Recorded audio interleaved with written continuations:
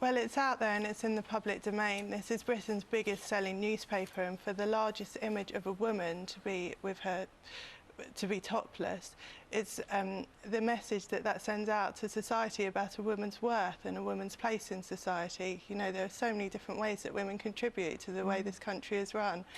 You mentioned, of course, it is the biggest selling newspaper in the country. I wonder if you're worried that if newspaper sales go down as a result of Page 3 changing, whether they might change their minds again. Well, I mean, the campaign will continue, and we're not going to give up. We're going to keep fighting sexism in the media, so if it comes back, we'll still be there.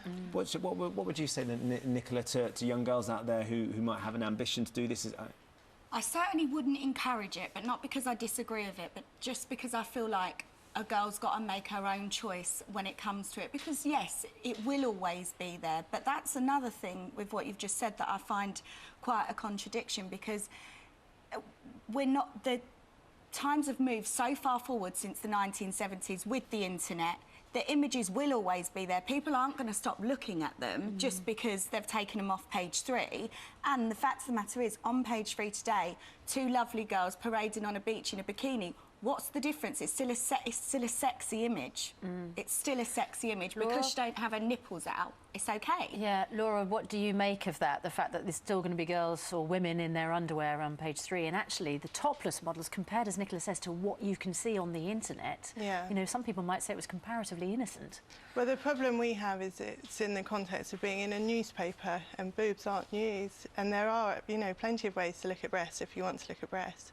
But if you don't want to see Page 3 in a newspaper, I quite agree, boobs aren't news. I love boobs, so for me, I'm quite happy to look at them. But, no, they're not news.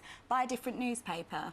It's a tabloid newspaper. Let's be honest, you don't buy The Sun if you really want to read hard-hitting news. You buy another Well, I expect newspaper. the editor might take issue with that particular statement. Well, I take issue with him getting rid of Page 3, so there you go, bring it on. It's quite a racy drama. It is a racy drama. It's Russell T Davies. It's about sex, so it has to be.